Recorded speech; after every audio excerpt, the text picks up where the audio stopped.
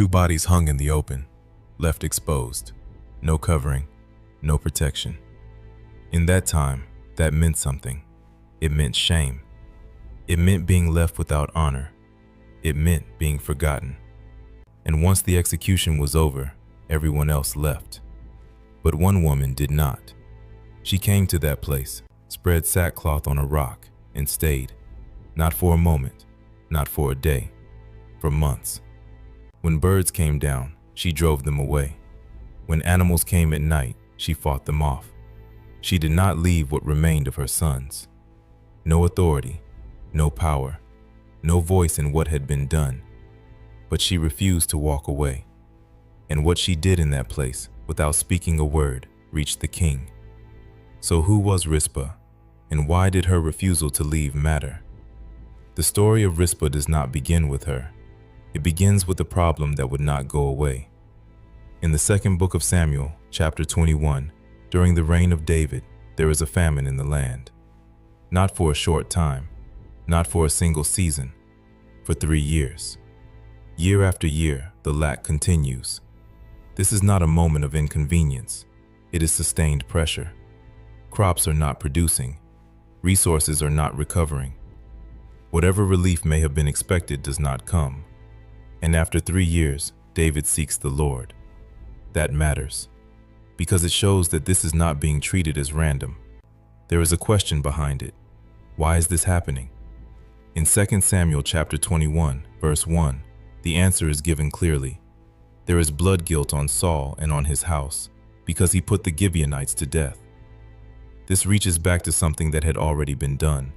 Saul, the former king, had acted against the Gibeonites, and that action had not been resolved.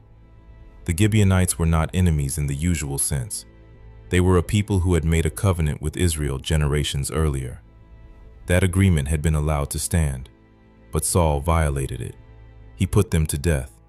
And now, years later, the effect of that decision is still present. This is what the famine reveals. That unresolved wrongdoing does not disappear over time. It remains, and at some point, it is addressed. So David goes to the Gibeonites and asks a direct question. What will make this right? What will bring resolution? In verse 3, he asks what he can do so that they may bless the inheritance of the Lord. Their response is specific. In verse 4, they say they do not want silver or gold from Saul or his house. This is not about payment, and they do not ask for permission to put anyone else to death on their own. They are not acting outside of order. Instead, they make a request.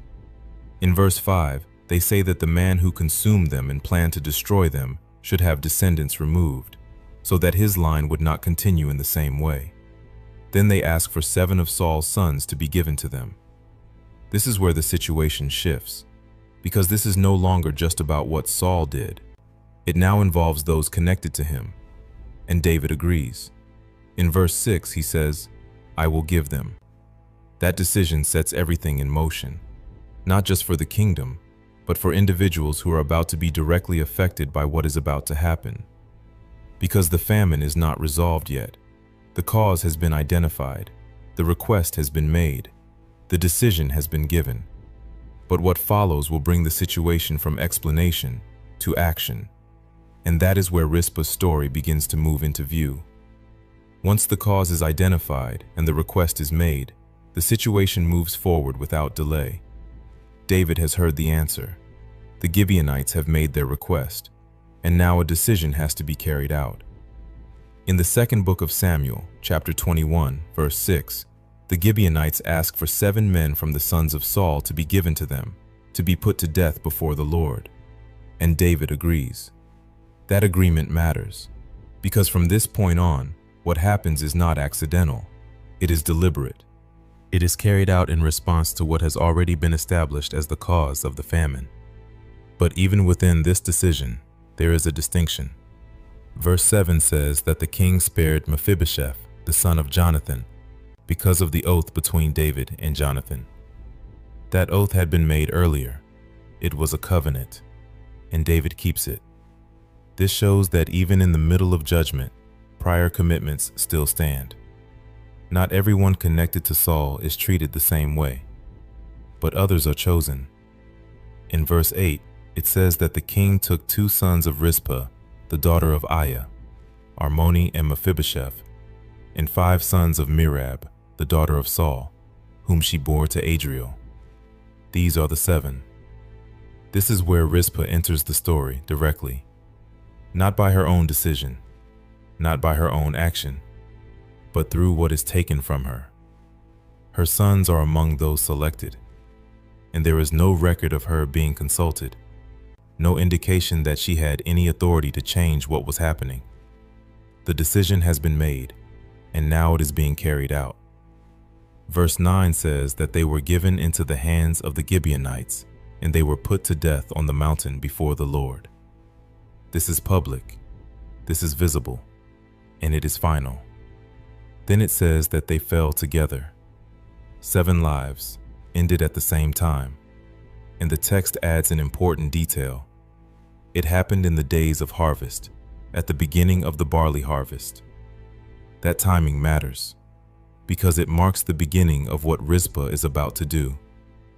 But before that, there is something else to understand.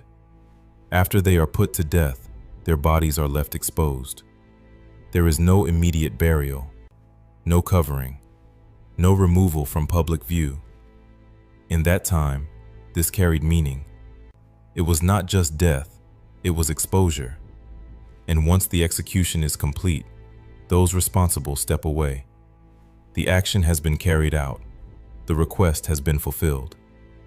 From a distance, it may seem like the situation has been addressed. But for Rizpah, this is not the end. Because what has been done cannot be undone. And what remains has not been taken care of. This is the point where the story shifts, from what was decided to how one person responds. Because while others leave the scene, she does not. And what she does next is not commanded. It is not required. But it is something she chooses. After the execution, the scene changes. The decision has been carried out. The request of the Gibeonites has been fulfilled. From the standpoint of the agreement, the matter appears settled. But what remains has not been addressed. The bodies are still there, exposed, uncovered, left in the open. And while others leave, one person does not. In the second book of Samuel, chapter 21, verse 10, it says that Rizpah, the daughter of Aiah, took sackcloth and spread it for herself on the rock. That is where she positions herself, not at a distance, not returning home, but at the place where her sons had been left. And then the text describes what she does next. It says, she stayed from the beginning of harvest until rain fell upon them from heaven. That is not a short period of time. This likely extends over weeks, possibly months. And during that entire time, she remains there. The text gives specific detail. It says that she did not allow the birds of the air to come upon them by day, nor the beasts of the field by night. This is not symbolic. This is physical. When birds came, she drove them away. When animals approached in the night, she fought them off. This is what she does, day after day, night after night. There is no command for her to do this, no instruction given, no recognition promised. She cannot change what has happened. She cannot reverse the decision that was made. She cannot bring her sons back, but she refuses to leave what remains of them exposed. She stays, and what she is doing is not loud. She does not speak. There are no recorded words, no appeal to the king, no argument written in the text, but her actions are consistent, relentless, uninterrupted. She remains present in a place that others have walked away from, and that presence matters because in that time to leave bodies exposed was not neutral. It carried weight. It signaled that what had been done was complete and nothing more would follow. But Rizpah does not accept that as the final condition. She does what she can, not by changing the outcome, but by refusing to abandon it. This is what defines her response. Not control, not authority, but endurance. She does not act once and leave. She continues through the heat of the day, through the danger of the night, through time passing without any visible change, and nothing in the text suggests that anyone told her to stop or to continue. She remains there because she chooses to remain, and over time, What she is doing does not stay hidden, because sustained action, even without words, is seen, and eventually it is heard about. What began as a response in one place begins to reach beyond it, and that is where the next shift happens. Rizpah does not send a message. She does not stand before the king. She does not make a public appeal, but what she is doing does not stay in that place. It is seen, and over time it is spoken about. In the second book of Samuel, chapter 21, verse 11, it says, "When David was told what Rizpah, the daughter of Aiah, the concubine of Saul, had done." That is the shift. What she did reaches the king, not through position, not through authority, but through persistence. Her actions carried far enough that they could not be ignored. And when David hears it, he responds. This is the first time in the story where the king acts again after the execution. And what he does next addresses something that had not yet been completed. In verse 12, it says that David went and took the bones of Saul and the bones of Jonathan his son from the men of Jabesh Gilead. This reaches back to an earlier moment. When Saul and Jonathan had been killed, their bodies had been taken and buried by the men of Jabesh Gilead after they had been exposed. Now David retrieves them. Then the text continues. He gathers not only their bones, but also the bones of those who had been put to death. This includes Rizpah's sons. What had been left exposed is now being collected. What had been left without burial is now being brought together. And in verse 14, it says that they buried the bones of Saul and Jonathan his son in the land of Benjamin, in Zelah, in the tomb of Kish his father. This is a proper burial, not exposure, not abandonment, but placement. Honor restored where it had not yet been given. This is what changes.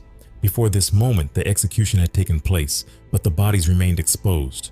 After this moment, they are gathered and buried. And this shift is directly connected to what Rizpah did, not because she demanded it, not because she forced it, but because she remained, because she did not walk away, because she stayed in a place others had left behind, and what she did was seen. David does not ignore it. He responds to it, and in doing so, he completes something that had been left unfinished, because the judgment had been carried out, but the burial had not. And now, that part is addressed. This is the turning point, not in what happened to the sons, but in what happens after, because the situation begins to move toward resolution, and that resolution does not come immediately after the execution. It comes after this, after Rizpah stays, after David hears, after the burial takes place, and only then does the next step follow. After the burial, something changes. Up to this point, the situation has moved step by step. The famine continued, the cause was revealed, the decision was made, the execution was carried out, Rizpah remained. David responded, and now, after the bones are gathered and properly buried, the final result is recorded. In the second book of Samuel, chapter 21, verse 14, it says, "After that, God responded to the plea for the land." That statement is simple, but it carries weight because it marks the end of what had been ongoing. The famine that lasted 3 years does not continue indefinitely. There is a response, and the timing matters. The text does not say that God responded immediately after the execution. It does not say the famine ended the moment the 7 were put to death. It says after that, after the burial, after what had been left exposed was addressed, after what Rizpah stayed with was no longer left unattended. This is the sequence, and it shows that the situation was not fully resolved until everything had been brought into order. The cause had to be addressed. The wrongdoing had to be answered. But what followed also mattered. What remained had to be handled. And once it was, the response came. This is what brings the story to its conclusion, not with a statement from Rizpah, not with a declaration from David, but with a response from God. And that response confirms that what had been unresolved has now been dealt with. The land is no longer under the same condition. The ongoing effect has been lifted. But what stands out is how the story moves to that point. Rizpah did not stop the famine. She did not make the decision. She did not carry out the judgment. But she remained present in what followed. She stayed where others left. She addressed what was left exposed. And what she did became part of the process that led to resolution. Not by control, not by authority, but by endurance. This is what remains, because the famine ends, the moment passes, but what she did is what is remembered, not because of position, but because of response. Rizpah could not change what happened, but she refused to walk away from it.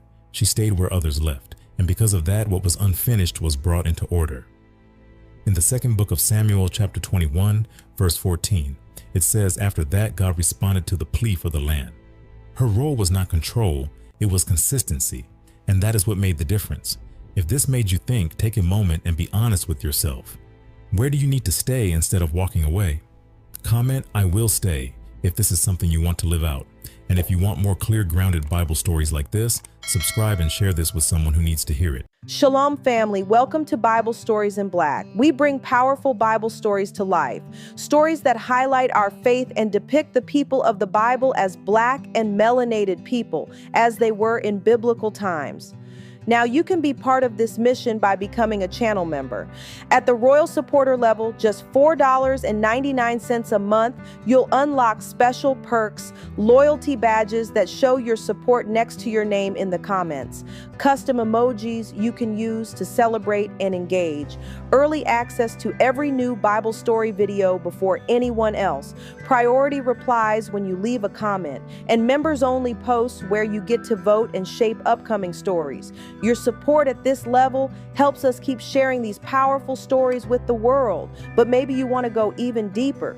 That's where our Royal Remnant tier comes in. For just $9.99 a month, you'll receive everything in the Royal Supporter level plus exclusive resources created to bless you and your family. As a Royal Remnant member, you'll receive 5 printable Bible-themed coloring pages every month. You'll also receive a devotional pack every month. Each devotional focuses on a key Bible character or theme, like faith, courage, obedience, or God's promises. These short reflections are designed to inspire, encourage, and connect you more deeply to God's Word. Together, these devotionals and coloring pages make the Royal Remnant tier a powerful way to grow in faith while supporting this channel. Click join today and be part of this mission to keep sharing our stories and our faith with the world.